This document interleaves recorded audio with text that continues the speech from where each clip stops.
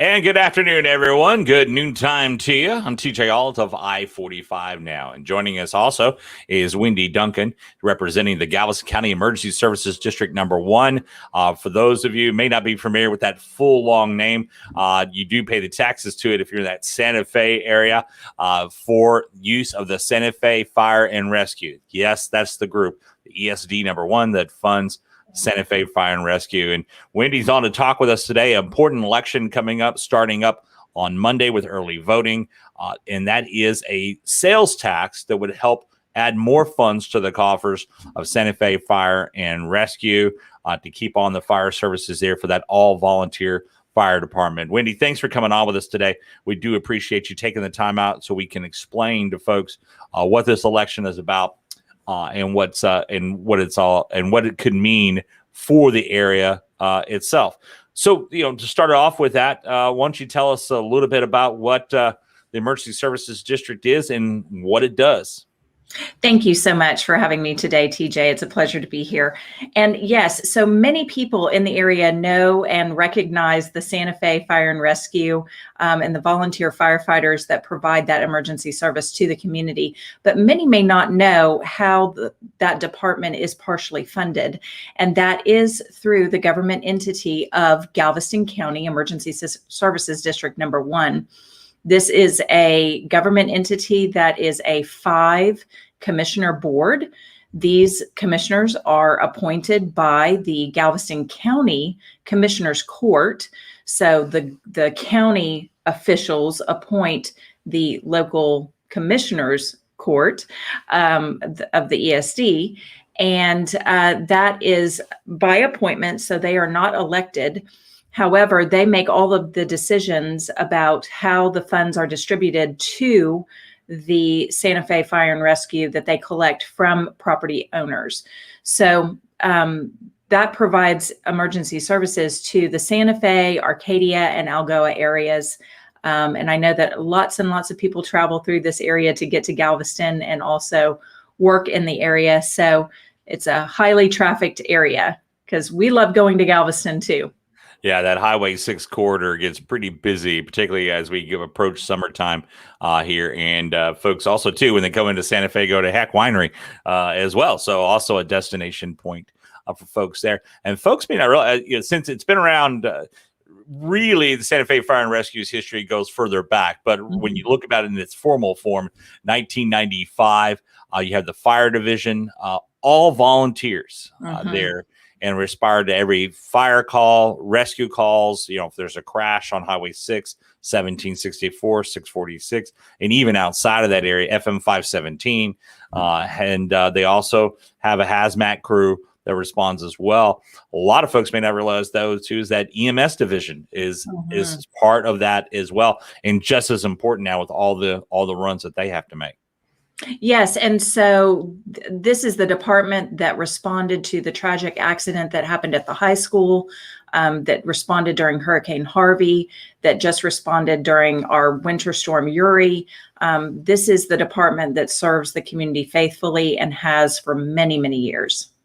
So let's talk a little bit now. Right now, the funding is solely through property taxes. It's about a little more than 8.5 cents per $100 of property valuation. But right now, that's the only funding that the fire department gets, or the fire and rescue gets. So it's not quite all of the funding, but I'd like to explain a little bit about that. A long time ago, when you have volunteer fire departments, a lot of times that funding was through barbecues and fundraisers and bake sales and things like that, and just benefactors that would donate to. And what they realized is that that's inconsistent funding from year to year to provide emergency support for all of the equipment that you need to buy. And certainly now that we're more modern in our equipment, those things cost more, right? This is a very unique situation in that this modern ESD of that 8.6207 cents of property tax per $100 of evaluation, that means that on a $100,000 home, you would be paying approximately $86 a year for fire protection. So that's about $7, a little over $7 a month for fire protection. The modern ESDs are actually able to go to a maximum of 10 cents for property. But I think that the ESD has tried very hard to be as fiscally responsible and keep those property tax rate as down as they can. They've been able to do this because the fire department actually does provide some funding for their own services through the EMS department. So when the department responds to EMS, then they can get insurance reimbursements for the people that they respond to. I want to specify something, and that is that those payments from insurance companies, what we are seeing is that the insurance companies pay less and less of those EMS call invoices. And so the department just recently reported in one of the board meetings that of $250,000 of outstanding invoices, only 25,000 of that was paid. And this is what we are seeing statewide. That funding source that was there before is now starting to change. And so we are shifting more from a support service to maybe an entire funding service for the fire department. Yeah, so a little bit of a shift. Dealing with insurance. Anyone's ever had to deal with insurance when you get the call later that, or the letter from your hospital or even the ambulance service saying, hey, they didn't pay the full bill here. That fight is ongoing. People can understand where that comes from there. And along the way, obviously, it has become a less stable version. And again, when you said $250,000 in outstanding billing and only $25,000 coming in, no one would be able to operate a business on that type of form right now. Could they? Exactly. And I will tell you that the building that the department has right now, many of the trucks that the fire department has right now were funded by that EMS extra funding that was coming in. And they also got an amazing deal on building that facility because I think it actually cost less than $3 million or right around $3 million to build. We'll have to check with Chief on that, but it was significantly less than what it should. If they were trying to build that right now, that is more of a $6-7 million building. Yeah, particularly with the cost of materials going out through the roof that they are. And I remember at the time that they made a point of that, how much of a discount that was. Yes. One of the things that comes up a lot when they, because in some communities, the volunteer fire service, the cities that are served, the cities that have taxables will contribute to that. Does that happen with Santa Fe Fire and Rescue through the ESD? The city of Santa Fe does not pay any money to the ESD or to the fire department.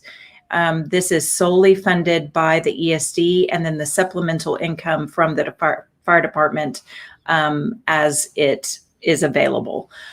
So there is no city support for the fire service, even though the fire department does serve the city of Santa Fe residents and commercial businesses. And so really the majority of the funding comes through that property tax, and to try to keep that in order, that's why on the ballot is to be able in the areas outside of Santa Fe city limits to be able to increase the sales tax by 2 cents in that area. So let's talk about that now, because that's on the ballot, and talk about having that sales tax, if that were to pass, why that's being requested. So as you could see before, when you had the previous information up, the ESD has set the tax rate at that 0.86 rate. They could go up to the 10 cent per $100 of evaluation, but instead of raising property tax, they chose to go out for the sales tax and put that before the voters to supplement the income for the future goals of the district, so that they didn't have to raise the property tax to that 10 cent cap. And by doing the sales tax, seeking the sales tax, then you are spreading out the supplementation of the budget to people who are not property owners who travel to the district, through the district, lots of vacationers going to Galveston and stopping to buy gas and buy things at the convenience store or to shop, people who work in the district who may not be from the district or not property owners in the district. They don't contribute anything to the budget right now, but they do use services sometimes when the fire department responds to people who are on Highway 6, have an emergency on Highway 6, or who have a medical emergency. They are utilizing the services, but there's no way for them to contribute to the services. So that is why the board chose sales tax, sales and use tax, as opposed to increasing the tax rate on the property owners. And let me point out here too, is that we are talking about a sales tax here now. And the timing of this comes out because this is the week that most people are getting in the mail their appraised values for the property taxes. And yes, the sticker shock is big right now because it's a hot real estate market across the entire state of Texas, particularly this region right now. But this is sales tax. It's a tax, but it is still, when you go to a store and buy something, that sales tax, and it's also going to apply only to that area that's outside the Santa Fe city limits. And that's something y'all are really trying to stress to folks right now. Is that not true? Yeah, that is correct. So anybody inside the city limits of Santa Fe, any business that is patronized inside the city limits of Santa Fe, they will not see any increase in their sales tax. Another thing that's important to know is that if you go to the grocery store and buy basic necessities such as milk, bread, eggs, that is not taxed anyway. So you will not see any increase in your regular grocery bill on those non-taxable items. So the way that sales tax works in the state of Texas is that Texas has capped sales tax at 8.25% of taxable goods and services. 6.25 of those pennies on every dollar goes to the state of Austin, and then is used for their budget. But those 2 additional pennies that make up that 8.25% cap can be used for local services and can be captured by government entities such as the county or a city, and in this case, an ESD. Sometimes economic development councils will also capture sales tax, but most of the time it is the counties, the cities, and now increasingly ESDs to supplement that budget. But nowhere in the state of Texas can sales tax be more than 8.25%. So it's very important for people to understand, if you are in the city of Santa Fe and you are paying 8.25% for any business or service, you will not see that increase. It's only, and we'll show you a map further in the presentation that shows the areas where the businesses are supposed to be at 6.25%. And then that will be an increase in those areas. Now, I just would like to also say, TJ, that sometimes accidentally, there is a business in that area, in that unincorporated area, that should be at 6.25%, but they accidentally charge the 8.25%. So those 2 pennies don't stay local. They go to Austin and then are distributed to that global budget that's statewide. And so in those cases, those 2 pennies, if the voters approve this proposition, those 2 pennies will now stay local and be used for local services.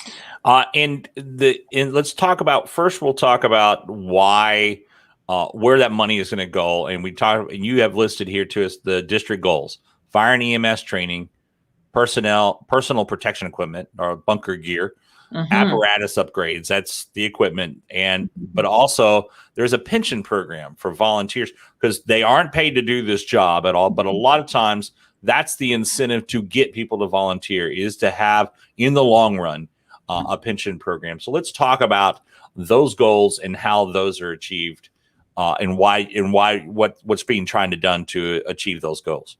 So one of the things I loved about this board of director or board of commissioners is that they said, here's what we think that we need to purchase for the fire department in the next 5-10 years. And they said, but let's go and see, let's talk with our fire department, let's call a meeting with the volunteers and see what do they need boots on the ground. And so that's how we came up with those district goals. And one of the things that they do value is that personal protective equipment. They want to know that when they go out and fight fires and do rescues, that they've got the equipment that's not expired, that's going to function properly. Their air supply packs, their cascade systems are going to be able to fill those tanks very quickly. Their bunker gear is, to code, and they want to know that they've got good, solid equipment.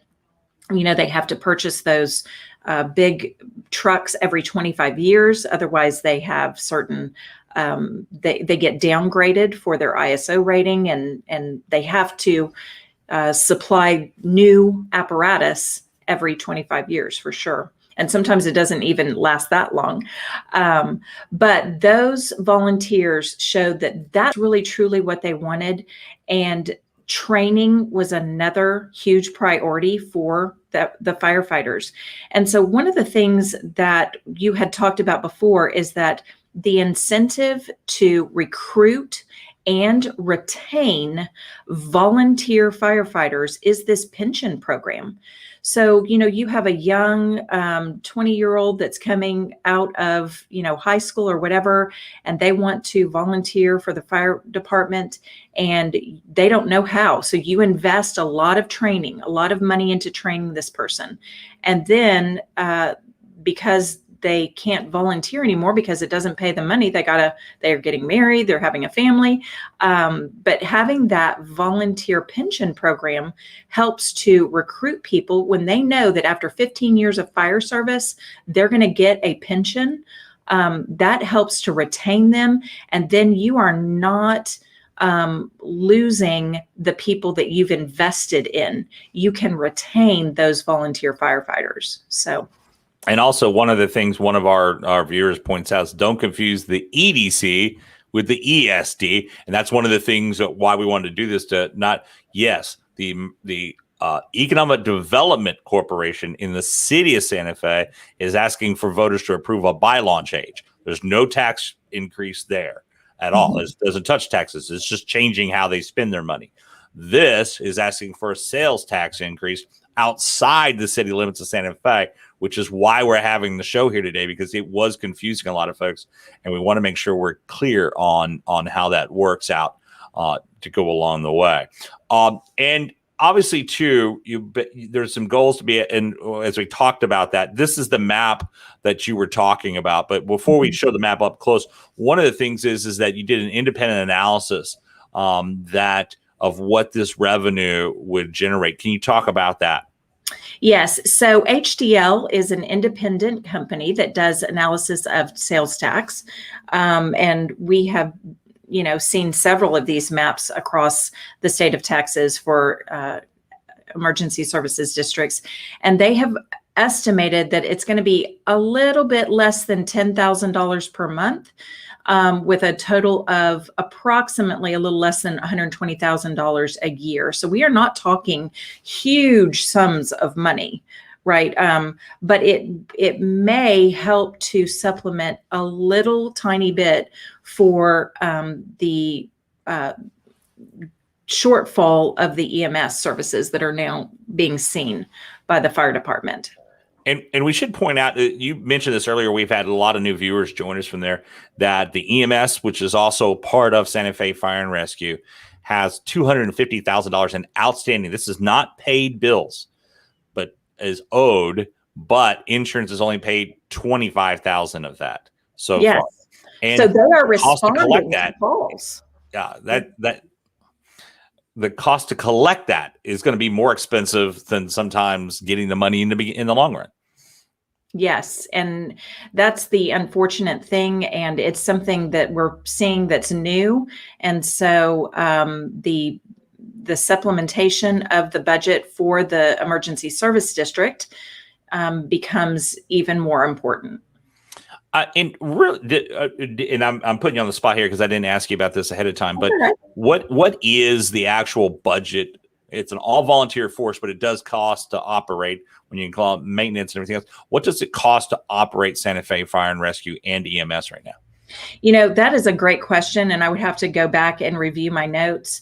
But I know that it is not one of the wealthier districts. And so that's why it has been so great for the fire department to help supplement that budget. But now that we're seeing that that is not going to be able to be done anymore, the additional funding becomes more important. But I can actually get you those numbers and you can post later. But I don't want to misspeak. Right. Yeah. We'll make sure we add that. This is the look at the map you mentioned here before. The area in purple is the area that's in the service district outside the city limits. To giving people idea, I'll try to zoom in some here. It's not the easiest. So it gets a little blurred out, but you can see it kind of saying Santa Fe, and that's Highway 6. That's the city limits that you're seeing there. But the areas in purple are part of the service district that are still in the service district, but they're outside the city limits. So that's why this is the area we're talking about where the if approved, that the 2 cents will come up. And you can see kind of an oddity thing too, because the city limits also take this kind of weird cut through the purple at the top here. And then you see another section kind of off to the north, I'd say northeast, I guess would be the best way of describing it here too. So it kind of cuts in and around a little bit to stay outside of the city limits here. But that's where you have to make the distinction of where this applies to. But everyone who lives within the district gets to vote on this. So that's why we're having this as an informational thing here to do. And again, go ahead. Can I just go back to because I did pull this up very quickly. If you Google Galveston County ESD 1, you can pull up their website. They are very forward thinking. They want to provide good transparency and accountability to the public. So on this website, they have a list of their past 3 years budgets, audits, other financials, meetings, minutes. Anyone can see what the current standing of the district is. And so if we look at the fiscal year 2020 budget, the property taxes took in a total revenue of $1.5 million. That was at the 2019 tax rate of 9.2 cents. So since then, they reduced that property tax. But the total revenues were, with the interest that they have, 1.5 and some change $million. And so their total expenses were $1,411,610. So that was the surplus of $90,000, about $91,000. And that goes into a reserve fund. This is not excess money.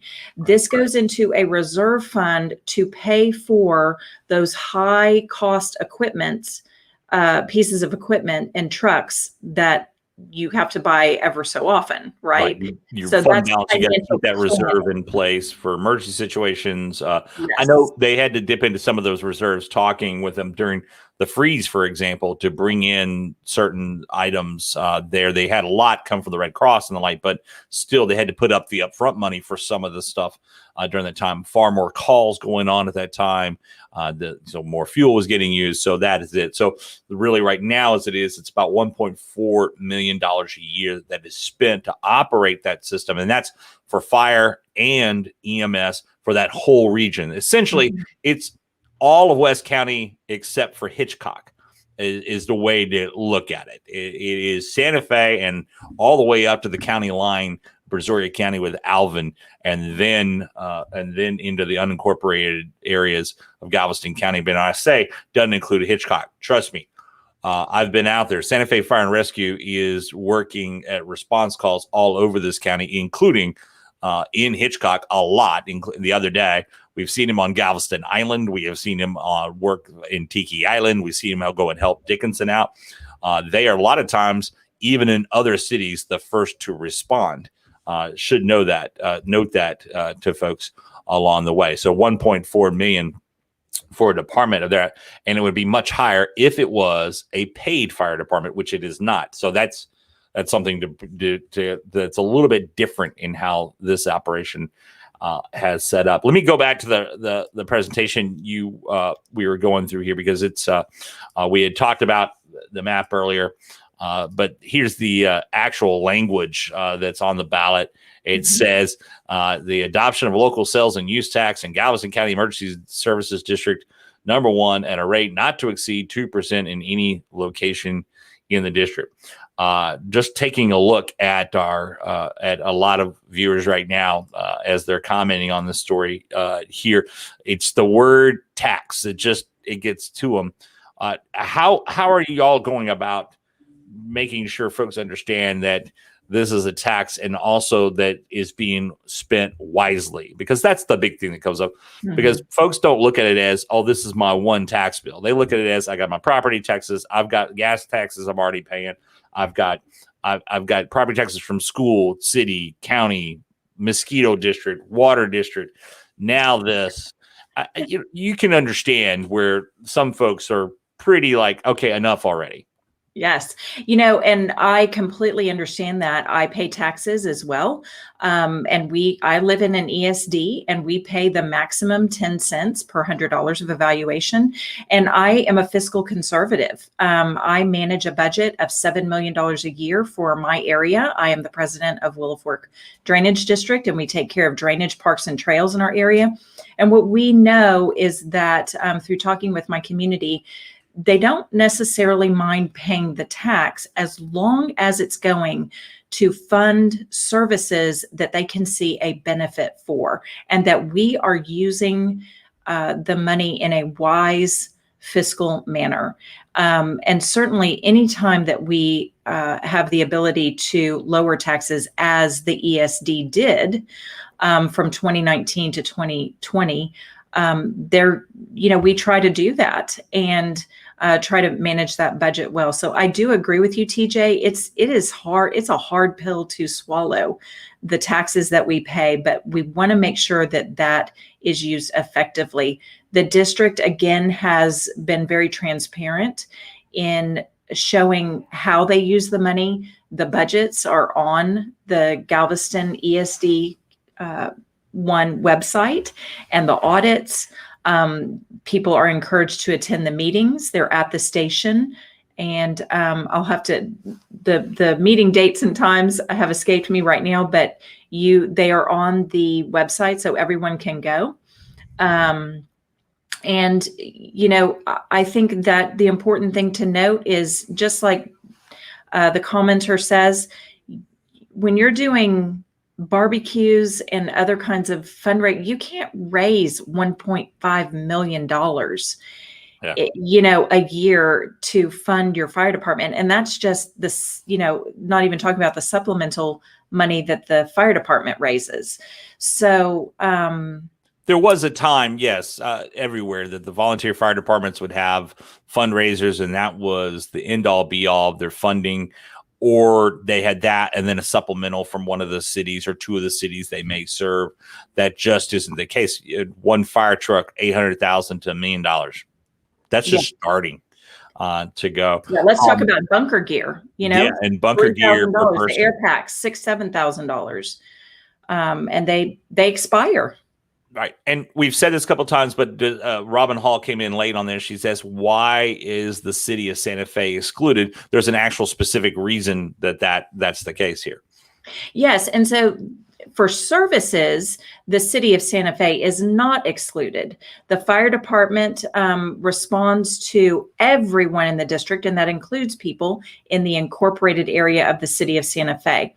But when we're talking about the sales tax, they are excluded because you are already at that state cap of $8.25 cents. The 2 cents goes to another entity in that incorporated area of the city of Santa Fe. And if we can go back to that map, I'm not sure if we can go back to that map. Yeah, let me bring it on up here so you can get a better look at that. But we can show the purple area of the map in the boundaries of the district. That's the area where the 2 cents is still available. But the city of Santa Fe is already maxed out.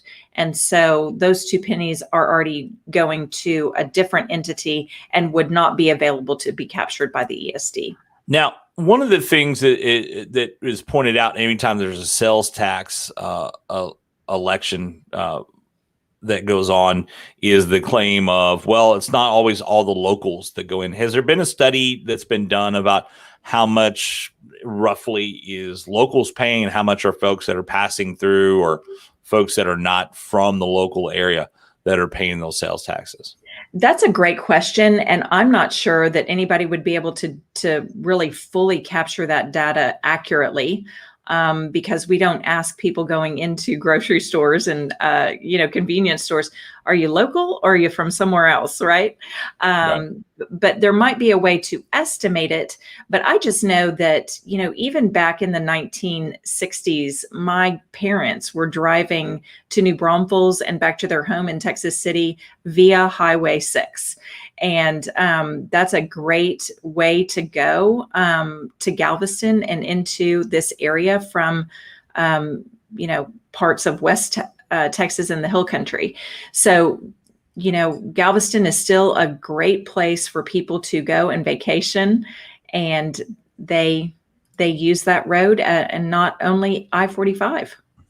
Right, and including with the Gulf Freeway construction going on right now, they're avoiding it a lot of times, but also too, a lot of folks from the Fort Bend County area. That Highway 6 is their better way to get in when they're heading to the beach, and they'll go that route. There is information up that y'all have for more information, and even a way for folks to ask questions. Talk about that. Yes. So the election page on Galveston County Emergency Services District number 1 website, that's GCESD, the number 1.org/election. There is the proposition language. There's voter information. There is an FAQ.